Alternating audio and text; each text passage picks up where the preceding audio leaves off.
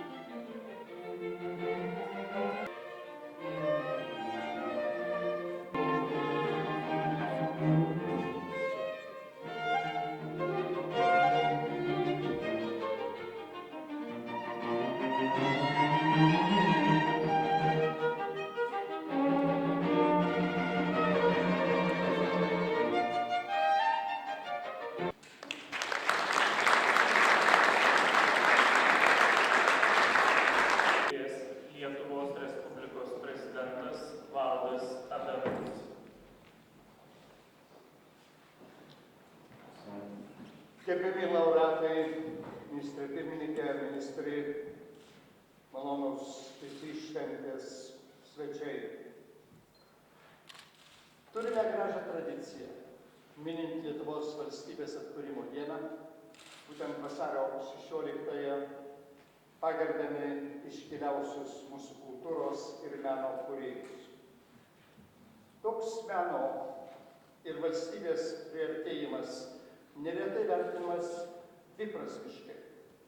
Juk ir tikro menininko prigimtyje ir tikroje kūryboje visada rasime protesto prieš nusistovėjusią tvarką ir sistemą. Rasime pastangų provokuoti, eiti atskirai nuo daugumos, būti savotiška opozicija. Tačiau kartai visaverčiam šalies gyvenimui būtina opozicija, kurianti ir sauganti nuo rutinos, verčianti visuomenę naujų žvilgsnių, nuolat peržvelgti savo gyvenimą ir nusistovėjusią tvarką, kad rastume dvasinių galių su ironija įvertinti savo silpnasias puses bei išminties atsinaujinti ir susitelkti ties to, kas iš tikrųjų tikra, kas kuriame ne tik šiandienai, bet ir ateičiai, iš ko Lietuvą ir lietuvius šiandieną atpažįsta pasaulis, o ateityje atpažins būsimosios tautiečių kartos.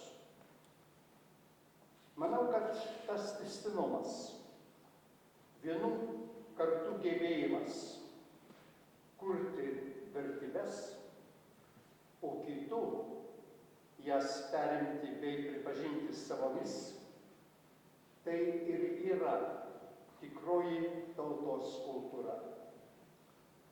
Visi menininkai ir dabar čia maloniai šioje salėje pagerbiami ir kantrai triūsiantys prie knygų, molbertų ar Lietuvos scenoje, visi jie turėjo savo mokytojus ir autoritetus, visi jie savo kūrybą tęsė pirmtakų takais ir jų darbus sekė, kad vėliau jų pačių mintis naujai atgimtų jų kūryboje.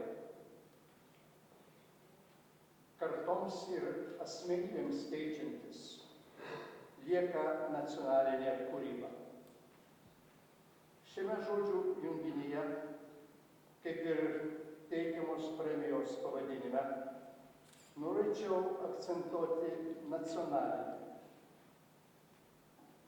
Tai, ką jūs sukūrėte, parašėte ar suvaidinote, jau nėra vien jūsų svarbus laimėjimai.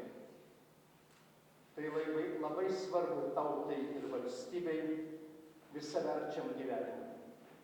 Gebėjimui kelti egzistencinius klausimus ir per grožį, prasmę bei išmintį ieškoti atsakymų. Džiugu, kad ieškojimai suartina pačių įvairiausių patirčių, įsitikinimų ir nuostatų menininkus. Istorija liudija, kad visavertei tautos kultūros ir meno raidai reikia visų jūsų darbų. Tylaus vienišiaus, kantriai tobulinančio savo kūrinį ir visuomeniškai aktyvių viešojo gyvenimo judintojų, nuoširdų dialogą su žiūrovais, mezgančio aktoriaus ir ironiškai bei savironiškai mūsų gyvenimą bei kūrybą komentuojančio kritiko. Nacionalinė kūryba apima iš pirmo žvilgsnio skirtingiausius požiūrius, patirtis, stilius ir kartas.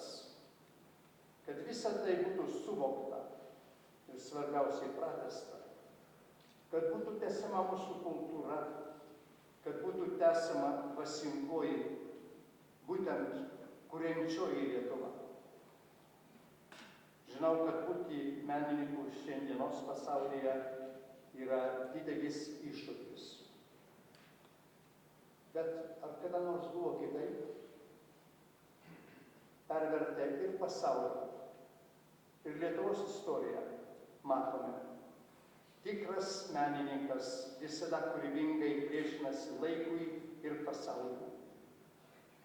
Priešinasi ir daro daugybės šalia esančių žmonių gyvenimą gilesnį, gražesnį, prasmingesnį ir žmogiškesnį. Tikiuosi, kad nacionalinė premija ir meno premija bent simboliškai atlygina pastangas ir išgyvenimus, patirtus kuriant savąjį meną. Nuoširdžiai dėkoju laureatams Alfonsui Andriuškevičiui, Vytautui Kernagiui, Šarūnui Nakui, Vytautui Paukštei, Nomadai Gediminui Urbanams bei Zinaidai Nagytei Katiliškienei už kantrų darbą. Dėkoju už tai, kad einate ir Lietuvos žmonės vedate grožio ir išminties kelių. Ačiū Jums.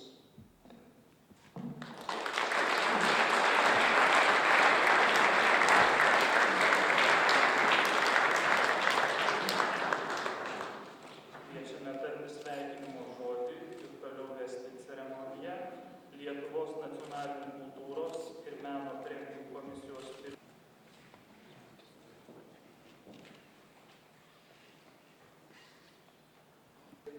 Kas puodus šviečia. Norėčiau čia 3 minutės pasikalbėti su jumis apie vieną temą. Po vieną ir duetais. Šokti irgi. Ant ledo prašom, gal įsileidžia kas tik nori. Prisimenate tą posakį: pastatyk namą, užaugink sūnų, pasodink medį. Prie jo tarp savaitę dabar prilipo parašyk knygą profesionalams. Ir aš kartais klausausi, žiūriu, keliuosi, gera, smagu. Atsipalaiduoja tauta, kad kiekvienas turi daryti, ką tikrai moka ir sugeba. Kad kiekviena jų profesionalų tepabando peršokti kartelės. Taip toks galvojimas nykus, nuobodus, bet vieną gražią dieną atėjo į kalną nenuobodžiai eiti į Seimą, vyriausybę, ministrus, siektis prezidento kėdės, iššūkis žvaigždėms. Tikrai ne. Kritikas tik sako, kad greta to reiškinio turi būti jo apmąstymas ir vertinimų skalė, aprėpianti ir žaismą, ir rimtumą. Ir labai trumpa. Puodus visgi žiedžia šventė.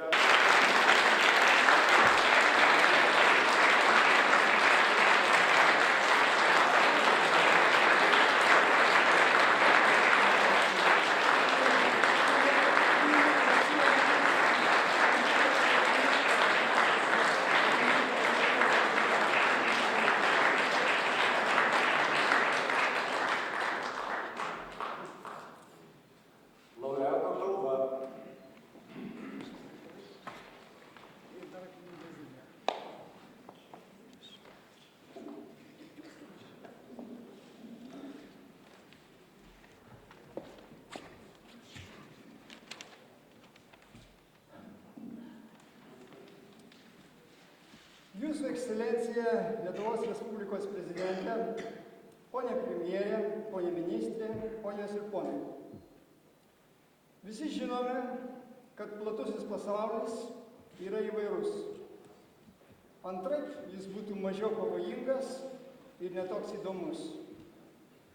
Bet ir kiekvienam atskiram, siauresniam jo fragmentui būdinga stulbinanti įvairovė. Štai Lietuvos meno pasaulis. Žiūrėk, koks jis įvairus. Negana to, šią įvairovę dar labiau paįvairina tai, kad kasmet prieš Kalėdas iš valstybės vidurių pliūpteli magma, vadinama nacionalinė premija, ir aptaško kai kurių to pasaulio piliečių galvas. Įsižiūrėję į pačias galvas matome, kad vienos jų priklauso menininkams, o kitos žmonėms rašantiems, kalbantiems apie meną. Dar atidžiau įsižiūrėję pastebime, kad vieni rašantieji rašo kalbą ir profesionaliai, ir moksliškai, o kiti tik profesionaliai, bet nemoksliškai. Pirmieji yra menotyrininkai, o antrieji meno kritikai. Lietuvos meno pasaulio dalis yra dailės pasaulis. Iš visų jėgų susitelkę į jį išvystame, kad per 19 minėtosios magmos išsiveržimų ji, be pačių dailininkų, 4 kartus apšlakstė ir rašančiųjų apie dailę galvas. 3 iš galvų savininkų – žmonės, kalbantys ir rašantys profesionaliai bei moksliškai. 1 bylojantis profesionaliai, bet be tvirtesnio mokslinio pagrindo. Konkrečiau, jis yra dailės kritikas. Dar konkrečiau, tai esu aš, pirmasis lietuvių dailės kritikas, kurio galvą apsvilino premijinės magmos pliūpsnis. Žinoma, kad už tai aš esu dėkingas šia galia disponuojančiai komisijai. Žvilgtelkime į ateitį. Jei magmo ekonomikos augimo tendencijos, lašai stambesni, bet jų mažiau, išliks tokios pačios, sekantis Lietuvos dailės kritikas nacionalinę premiją gaus maždaug po 25 metų. Manau, kad pasaulio įvairovė nenukentėtų, jei tai būtų, pavyzdžiui, mano anūkas Paulius. Ačiū.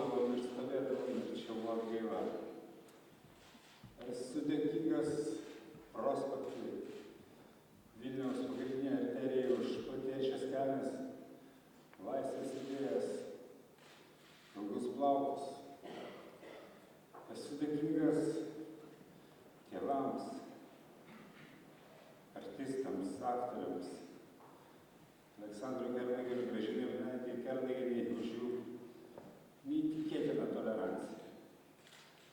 Nes jų tolerancija leido man tapti to, kuo aš kažkokiu būdu tapau. Aš esu dėkingas vienam žmogui, kuris specialiai čia pasikviečiau. Žmogui, kurį jeigu pažįstat, sutiksit su manim. Tai yra, be kurio nieko nebūtų buvę irgi. Vilniaus Plokštelių studijos siela. Nepakartojama, žavinga Zinutė Nutautaitė. Vat atsistokit, Zinutė, savo visų didelių.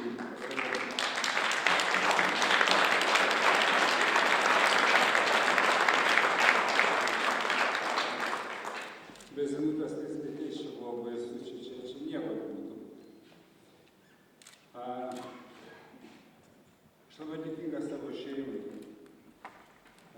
seseriai Rasai, žmonai Daliai, dukrai Eglei, sūnui Vytui, šeimoms, anūkams bei vėlgi už jų toleranciją. Kito žodžio nerandu, bet ta tolerancija yra ir palaiko ir verčia į priekį. Tai čia kas liečia taip jau asmeniškai. Aš labai nustebęs ir sujaudintas, kad pirmą kartą per visas premijų istorijas atlikėjas, sakykim, lengvo, pabandykit jūs tą lengvą žanrą, tai va, to lengvo žanro atlikėjas yra pristatytas pačiai garbingiausiai premijai. Ir čia aš dėkingas Agatai. Agata autorinių gretutinių teisių organizacijai vienijančiai visus atlikėjus, jos direktoriai Liudmilai Martievičiai ir jos tarybos pirmininkai, mūsų prezidentui, sakykime, Rimantui Balsevičiui, kuris taip ironiškai čia žiūri, ekranas gadina žmonės.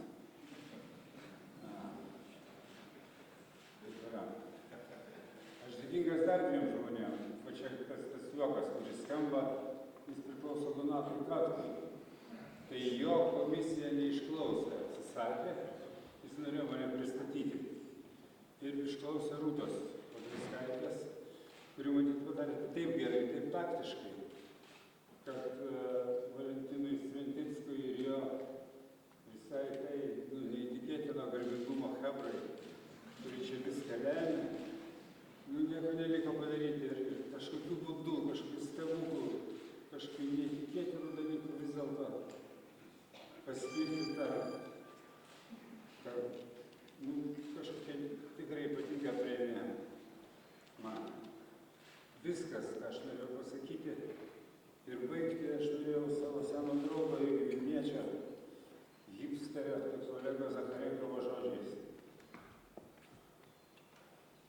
Tegul nors truputį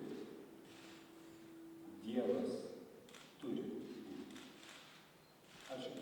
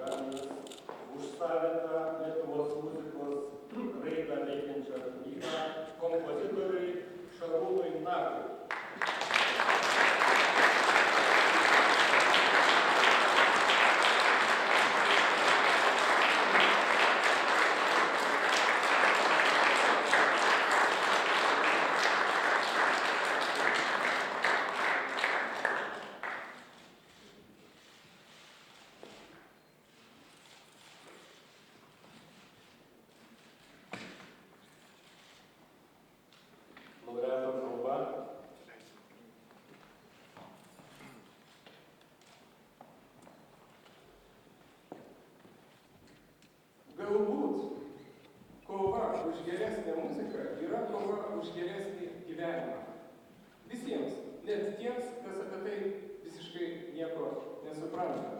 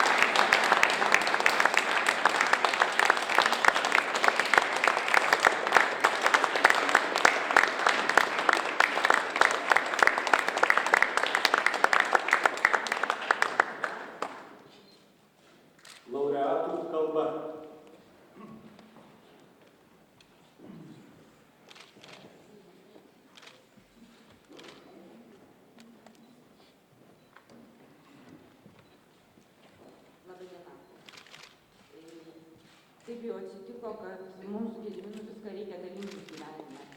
Ir premiją, ir kelias minutės šlovės, ir kalbą. Todėl aš stengsiuosi labai neužsitęsti. Ir be abejo, pirmiausia, noriu padėkoti iškiliai komisijai už Kelias į Damaską, nusipelnė Lietuvos nacionalinės kultūros ir meno premijos. Prašom gerbiamą prezidentą įteikti.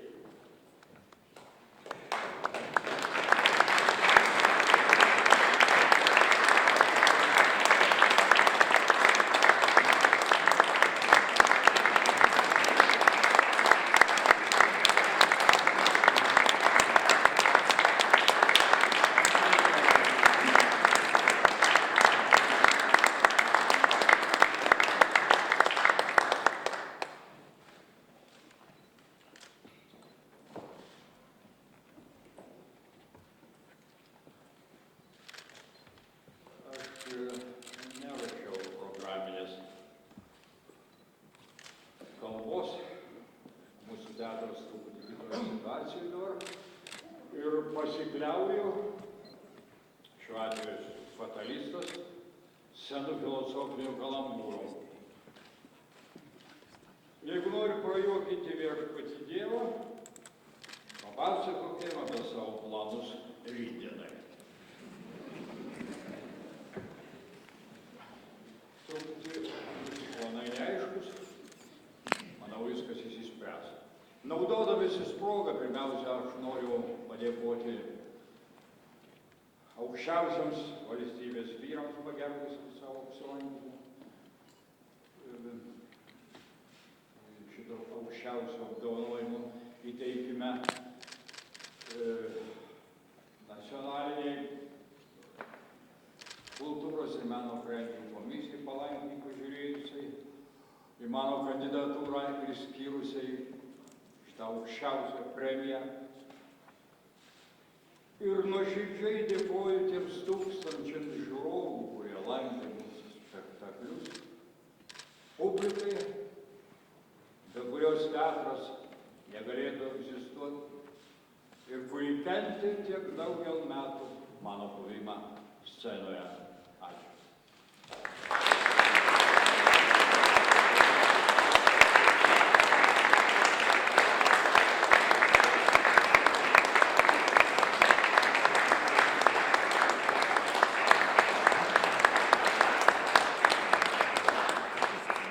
Dabar, ponios ir ponai, viskas truputį kitaip.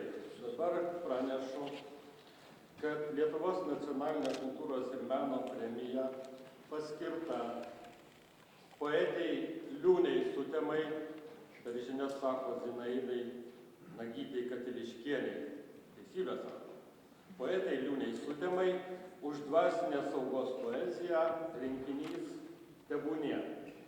Diplomas ir medalis poetei bus įteikti vasario 17 dieną Lemonte, čia netoli Čikagos, dalyvaujant poniai Almai Adamkienei.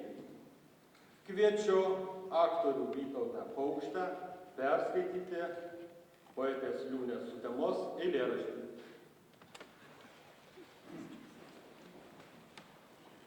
Be pavadinimų.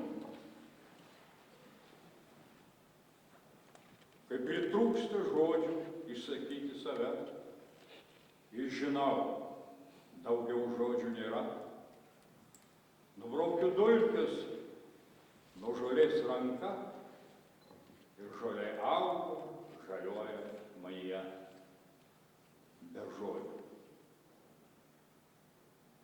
Lesinu alkanus paukščius ir jie čiulba manyje be žodžių. Metu akmenį į tave, o akmuo sutrupa manyje be žodžių. Tada suprantu, man nereikia žodžių, kad įsakyčiau save, ir žolė, ir paukščiai, ir akmuo kalba už mane.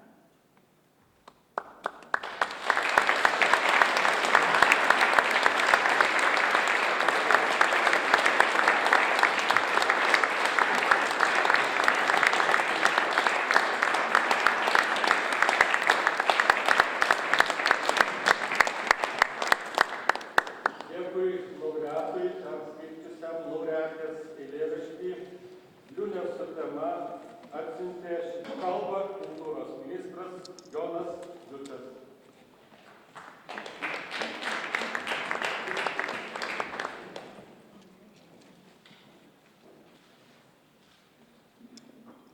Jūsų ekscelencija prezidente,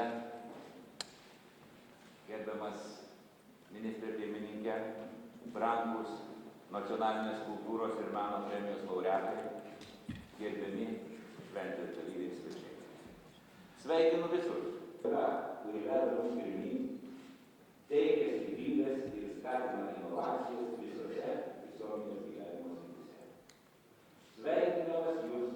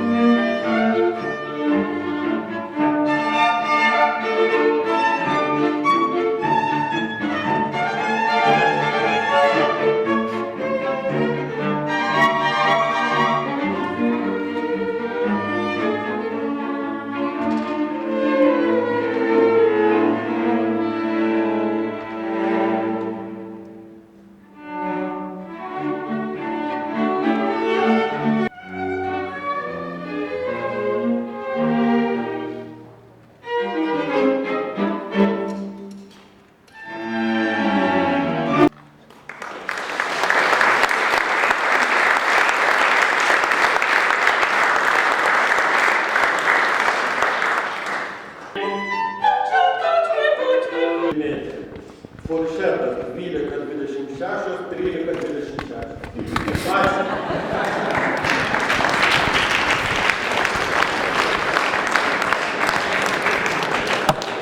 Ką darom?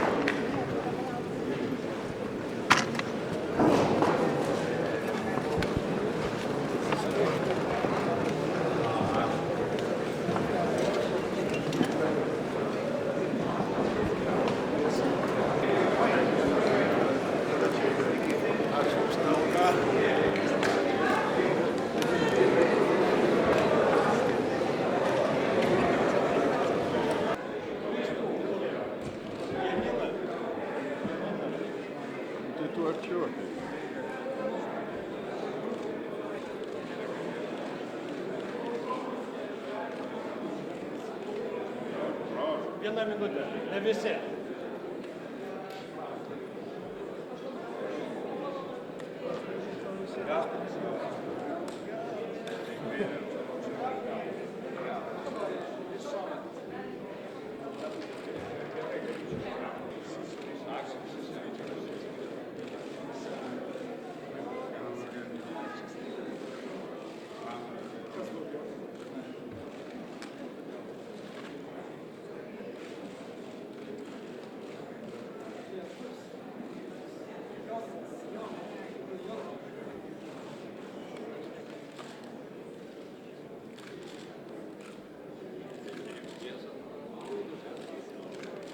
Ačiū, dėkingai. Filmas baigėsi. Ačiū visiems.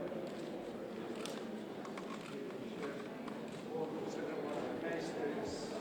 Pabėgo, jis atsėmė. Pareigliečiami. Visus. Nu tai ką?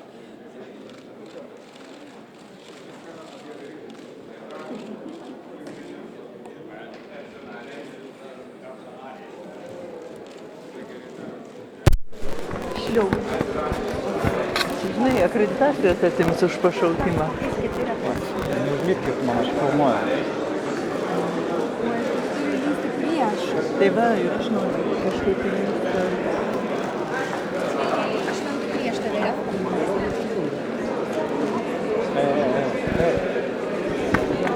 Nugriovė. Palauk, kaip ką man padaryti? Jis neprieis kitaip, supranti. Kristė, rėk.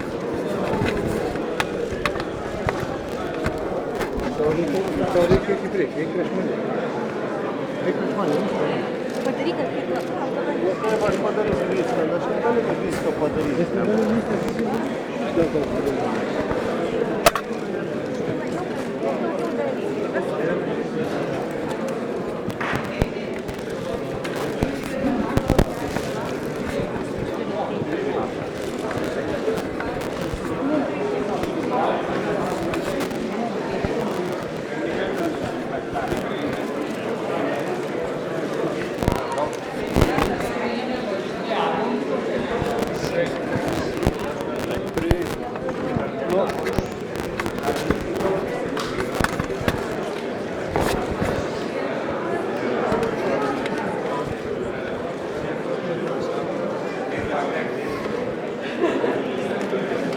Neturėtų klausimų.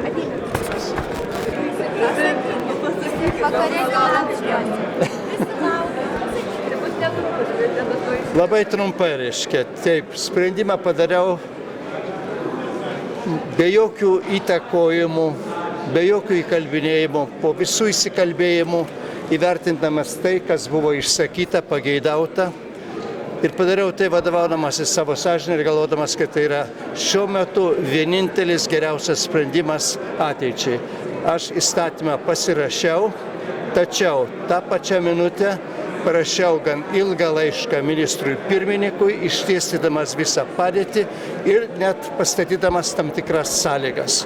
Aš tikiuosi, kad vyriausybė ir ministras pirmininkas į tą mano išdėstytas sąlygas atkreips dėmesį ir atitinkamai, sakant, tvarkys tą visą reikalą žiūrint į ateitį. Ką parašėte tame laiške? Kokia pagrindinė sąlyga? Kad būtų atsižvelgta į Lietuvos interesus, kad būtų jokių privilegijų niekam neduota, kad visas įgyvendinimas projekto būtų skaidrus, aiškus ir visiems Lietuvos žmonėms suprantamas. Ačiū Jums.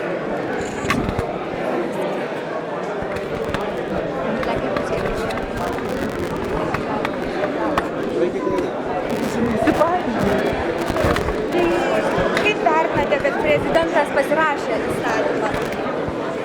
Normaliai vertina.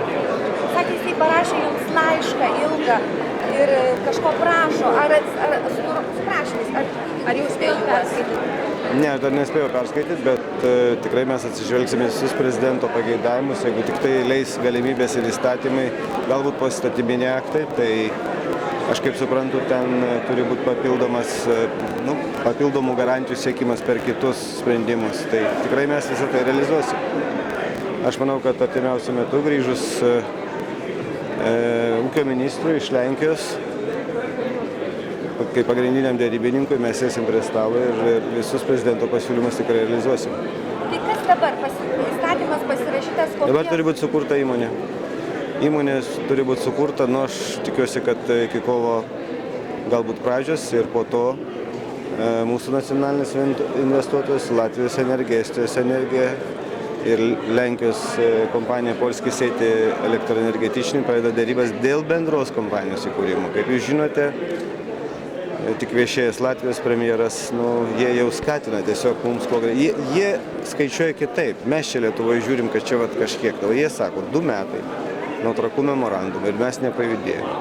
Estija taip pat. Tai dar bus irgi nelengvos dėrybos, kaip jūs žinote gerai. Ar nesibaiminate dar didesnių protestų, negu jie buvo iki šiol? Aš nežinau, dėl ko protestuojama. Ir iš tikrųjų man šiek tiek keista, kad protestuojama dėl to, kad vis tik tai tas įstatymas, kuris buvo dabar pasiūlytas, jis yra geresnis mano požiūriu, nes ten daugiau saugiklių negu buvo prieš tai. Kažkaip tai keista Lietuvoje, kad protestai vyksta dėl nieko. Dėl esmės ne. Iš tikrųjų, aš sakiau ne vieną kartą, diskusija turėjo vykti mažiausiai prieš metus, tokia, kokia dabar keliama yra. Dar noriu paklausti, ar bus dėl ko nors persiderama su Maksimos savininkais? Na, aš turiu pasižiūrėti, ko iš tikrųjų pageidavo prezidentas ir ką mes galim padaryti šitoje situacijoje. Tai aš galėsiu atsakyti tik tai susitikęs su ūkio ministru. Kada galima tikėtis sutarčių ratifikavimo? Kai tik įmonė sukūrima paruošimo sutartis ir aš taip įsivaizduoju, kad kovo mėnesį galima tikėtis. Kas gali tapti įmonės vadovu? Koksai žmogus, iš kur žmogus? Aš manau, kad tiek stebėtojų tarybos nariai, mes tarsimės, tiek valdybos nariai, manau, kad turi būti galbūt ir skelbiamas konkursas, aišku, kiekviena pusė savo turės sprendimą. Bet aš taip įsivaizduoju, kad tai turi būti žmogus, kuris išmano ir menedžmentą, ir atominę energetiką, ir žino realius iššūkius, kurie jo laukia. Ir be to turėtų būti ir geras derybininkas, nes, kaip aš sakiau, nelengvesnės derybos mūsų laukia su mūsų partneriais. Bet tai bus kažkoks verslo žmogus, ar kaip, iš kur? Ta prasme, iš kur tas žmogus atsiras, iš kokių struktūrų? Tai aš kai sakau, valdymas, supratimas atominėje energetikoje, žinojimas mūsų energetikos strategijos ir derybininkas mažiausiai, tai 3, kaip aš įsivaizduoju, pagrindinės sudedamosios tikrai turi būti. Bet ar gali būti, ar gali būti iš Maksimos įmonių žmogus ar ne? Mes tokio nenumatom. Jie turės savo valdybos narius, jie ir skirs. Jie turi 2 valdybos narius ir 4 stebėtojus. 7 stebėtojų taryboje turi valstybė. Gal jau esat numatę konkretų kandidatą? Ne, nesu. Kelis galite ištarti? Nesu numatęs. Ačiū.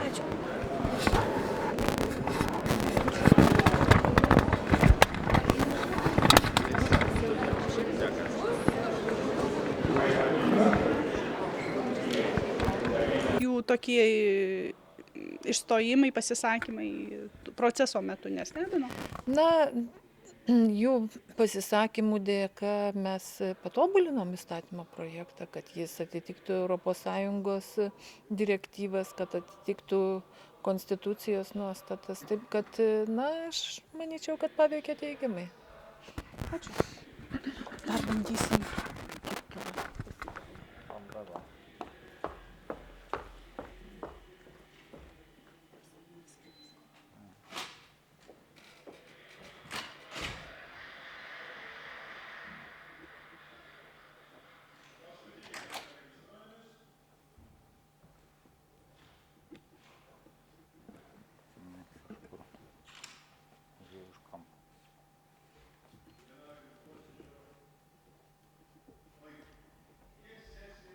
Gal salėje kalbėjo telefonu salėje. O jis ten gali eiti?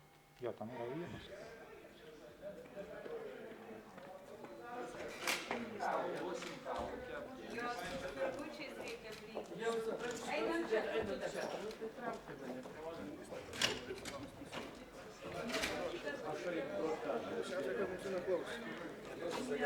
Labą vakarą.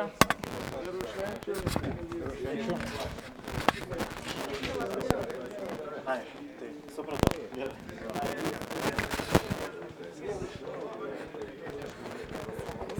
Premjerė, ar jau šiąnakt ramiau miegosite? Aš visą laiką ramiai miegu. Sakykit, patenkintas jūs šiandienos rezultatais balsavimo? Aš kaip visada žiūriu į savo darbą ramiai. Ta prasme, ar tikėjotės tokios baigties? Na, aš tai norėjau, kad būtų platesnis pritarimas ir sutarimas, bet dėja taip neišėjo. Mums yra labai svarbu, nes mes pirmadienį turim 4 valstybių ekonomikos ir ūkio ministrų konferenciją šiuo klausimu, tai mes turėsim ką pasakyti. Kas jūs šitam procese labiausiai nustebino? Mane labiausiai nustebino, kad pakeitė savo strateginę poziciją energetikos klausimų konservatoriai. Bet greičiausiai tai yra jų vidaus situacija. O kokia jų vidaus situacija yra? Na, matyti, yra nedidelė opozicija jų lyderio Andriui Kubiliui, dėl to jie nutraukė bendarbiavimą su mažumos vyriausybė ir jisai pakeitė poziciją. O koalicijos partnerių elgesys nestebino proceso metu? Na, išstebino, aišku, kad liberalcentristai taip pat, nors balsavo vyriausybė už šį projektą, pakeitė poziciją. Ar galima taip sakyti, kad jūs turėjot performuoti vyriausybę, pasikviesti naujus partnerius, būtent, kad užtikrintumėte šitą projektą? Ne. Socialliberalai savo poziciją turėjo iki įėjimo į vyriausybę. Ir dabar galima sakyti, kad jau LEOLT nesustabdomas? Aš manau, kad mes turim sukurti savo nacionalinį investuotoją ir kartu su Latvijos, Estais ir Lenkais sukurti bendrą įmonę ir pradėti projektuoti statyti atominę elektrinę. Kada jūsų matymų dabar kokia darbų tvarka pagrindinių? Pagrindiniai darbai, kaip aš sakiau, pirmadienį yra konferencija, kuri aptars šitos reikalus, po to visų šalių nacionaliniai investuotojai pradės darybas.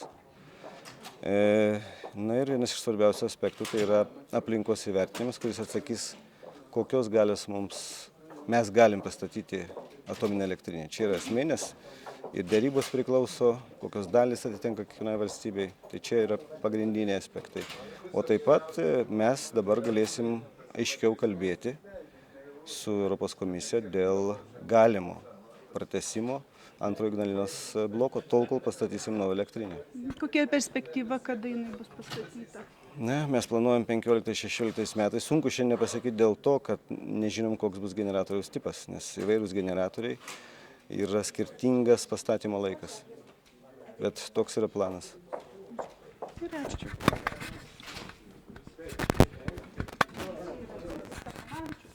O dėl ko? O vėliau dar renkamės taškus ant į. Gerai, Algi, tai iki matymo. Sveika.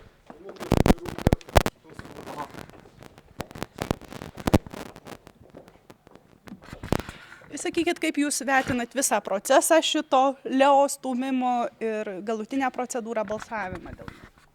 Na, mes šiandien negalime drąsiai pasakyti ar spėliot, kaip po metų ar kelių atrodys viso šio projekto judėjimas į priekį. Tačiau manau, kad net ir po tokio, sakyčiau, ganėtinai iš jėgos pozicijų stumto projekto priėmimo ir visų aplinkybių išliks gilus abejonių šleifas tiek visuomenėje, tiek ir matant, kad nenorima buvo siekti ženklesnių kompromisų. Štai ir šios dienos balsavimas Seime buvo, ko gero, tas ryškiausias pavyzdys, kad spaudimas iš privačių investuotojų pusės buvo ir nemažai Seimo narių daliai tai buvo pakankamas argumentas, kad neatsižvelgti į kitų argumentus ir nuomonės. Jūs matėte tik iš vienos pusės spaudimą ar ir iš kitų interesų grupių, interesus suplaukusius būtent į Seimą?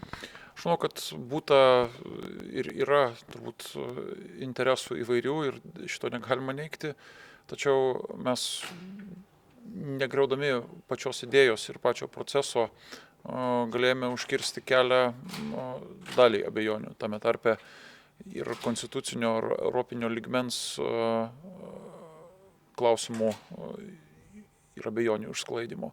Jeigu tai būtų buvę padaryta, jeigu būtų buvę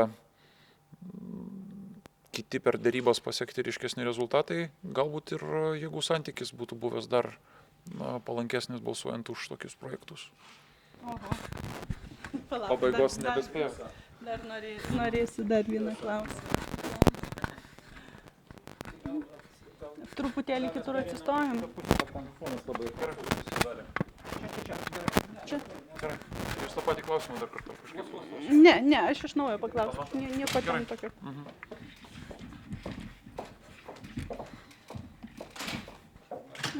Ar galima sakyti, kad LEOLT savotiškai perstumdė ir valdžios kėdės, jūsų irgi postas, taip sakant, pakibo? Na, ne postuose esmė turinyje ir tokiuose milžiniškose projektuose, kurie turės ilgalaikį poveikį mūsų ne tik energetikai, bet ir, sakykime, taip, nacionalinio saugumo interesams ir apskritai atmosferai tiek dėl verslo įtakos politikai. Ir šia prasme manau, kad tikrai didelių vilčių dėt į likusius mėnesius, kad net ir pasipildžius koalicijai darbas taps efektyvesnis, tokių vilčių dėti tikrai pagrindo nėra. Tai manot, kad tie postai perstumdyti tik dėl Leo LT? Ne, aš manau, tai padėjo arba tai nulėmė, nes tokios didesnės paramos reikėjo ir mažumos vyriausybė jos ieškojo ir intensyviai. Tačiau kartu aš galiu pasakyti, kad postai yra vienas iš įrankių įgyvendinti sumanymus. Bet dar kartą noriu pabrėžti, net ir turint formalią naują daugumą, efektyvumo šitoje vyriausybėje ir su šito Seimu nėra ko tikėtis, nes per daug skirtingų interesų ir siaurų interesų vyravimo. Jūs pajutot tų interesų galę, sakykime, vis dėlto jie turi tam tikrą galę, interesai, nors ir siauri kaip jūs? Taip, ir manau, kad ko gero visi politikai, Seimo nariai šitoje istorijoje ar iš vienos ar iš kitos pusės jautėme tuos interesus. Jie gal nebuvo labai tiesioginiai, bet aš manau, tai buvo vienas iš patvirtinimų, kad svarbu rasti ir vidinių jėgų kartais pasvert visus argumentus ir padaryti sprendimą. Buvo kalba apie pinigus, kad neva bent jau iš vienos interesų grupės buvo mesta 30-40 milijonų politikams papirkti. Ar kokios kalbos Seime tarp politikų buvo apie tai? Skaičių būta įvairių, tiesiogiai pasiūlymų nesulaukiau, bet kalbėta tikrai buvo nemažai. Tame tarpe būta kalbų gal ne politikų atžvilgių, bet pokalbių, kad viešai pasisakančių žmonių atžvilgių irgi yra daromas spaudimas. Gerai. Dėkui. Labas, tai sugrįžęs, klausyk, prieš 5 minutės. Čia, svarbiausia. Negalėjom ten išeiti labai jau tamsu. Gerai.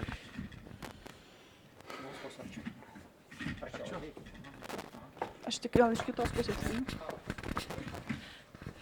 Blogai. Nes aš anuos pašnekovus. Būčiau visas kaip gyvas, ne?